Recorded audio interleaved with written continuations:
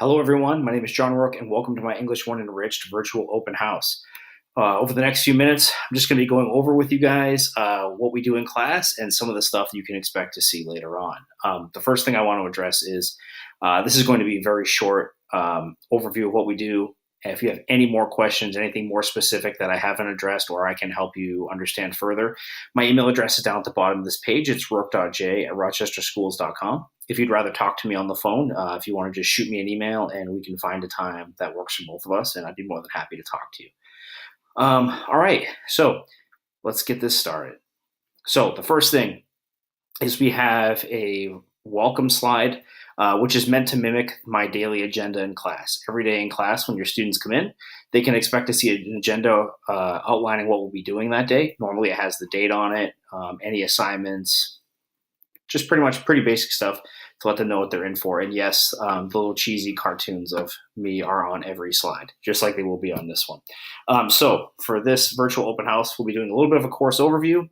We'll be talking about some current upcoming assignments, and then go over Google Classroom, which is what I use to host a vast majority of my content.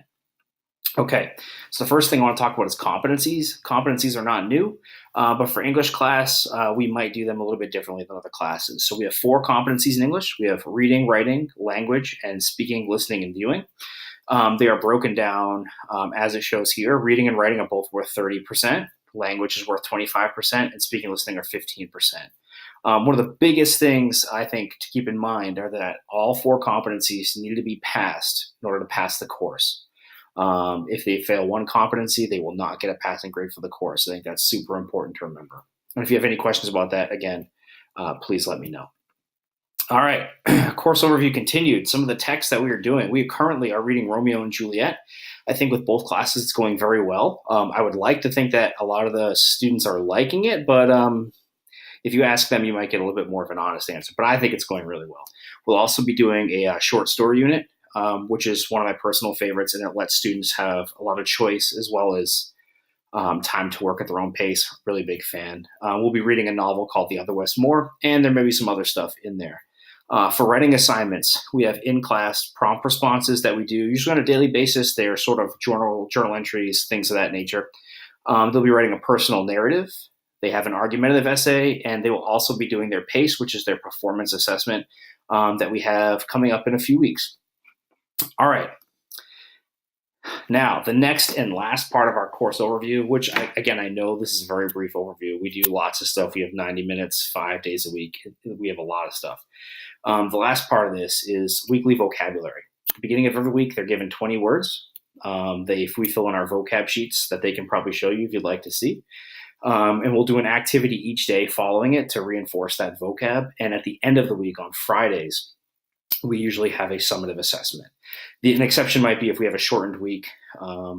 Usually if it's a 4-day week, we still do it, but if any 2 or 3 day weeks, we usually don't do it. One of the things I would like to say is if they tell you they don't have any homework for English, one of the things they can always do is review their vocab words. Ideally, I'd like them looking them over at least once a night. It takes maybe 5 minutes for them to do it. I post online flashcards on Google Classroom for them to study. It would take probably no time at all for them to look through those flashcards a couple of times. So if they say they have nothing to do, they can always look over their vocab words. All right. Try not to go too fast here, but I'm a little bit worried about time. So next thing I want to show you is Google Classroom. So my C and D block are both the same class. They're both English 1 Enriched, and they both are virtually identical as far as what assignments are posted on them. So just for the sake of this, I'm just going to use my C block, Google Classroom. So this is the main page you come to. It's called the stream page. Everything posted here is assignments or materials that I might be posting, or if I want to make an announcement, I can post it here. I'm going to do everything I can to not show student names on here to protect privacy. So bear with me if I look like I'm trying to finagle something. So as you can see here, all the stuff that I've posted. Today we did a Romeo and Juliet Act 3 summative, so that was posted. And we can also see on the left-hand side any upcoming assignments that are either being assigned or are due. So as you can see, we have vocab short stories and vocab sentences that are due on Friday. Pretty cool. All right, now for the classwork page. This is the page that hosts all of the assignments and all of the work students have to do. And if they want to find something, they can see it. The first thing that we have is the daily agenda. Every single day I update a slide. So if a student forgets what we did in class, or maybe they were absent, they can always consult this, look at the slide for their class for that day, and they can see what they missed or see what they may have forgotten. So I have this broken down right now into sections based on either what we're doing or competency. So as you can see, the first one is for Romeo and Juliet, and that is based, that is what we're doing in class right now. That is the text we are reading in class. Below that, we have a writing section, has a bunch of creative writing prompts that we've been doing. And through this, if I were to click any of these, I can do it quickly. It shows me how many people have turned it in. These are not due until the end of the semester, which is why no one has turned these in. But you can see who's turned them in, who they are assigned to, and if I've returned them to anybody, which in this case I have, because I think a couple of people turn them in by accident, I return them. It's pretty cool. And it's a great way for me to give feedback also. So we have all these assignments down here. One feature that I did want to share, I did send out invitations to every email address for a student that I saw in Infinite Campus. You guys can receive weekly work reports.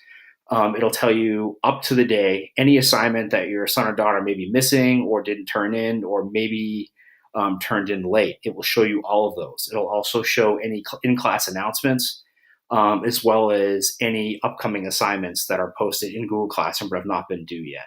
If you did not get an invitation for those or want a new one, please feel free to send me an email. But please know that I can't send invitations to any email address that's not in Infinite Campus. Okay? But I'd be happy to get one of those to you. Just absolutely let me know. All right. That's about all I have. This was fun. I feel like I spoke really fast, and kind of embarrassed to admit this is probably the 10th time I've attempted making this, and I think I finally got through it. So if you have any questions, let me see, I'll put my email address up there one last time. My email address, rourke.j@rochesterschools.com. I'd be more than happy to help you with anything I can or answer any questions you may have. Thanks for watching. I really appreciate it, and I hope you have a great night.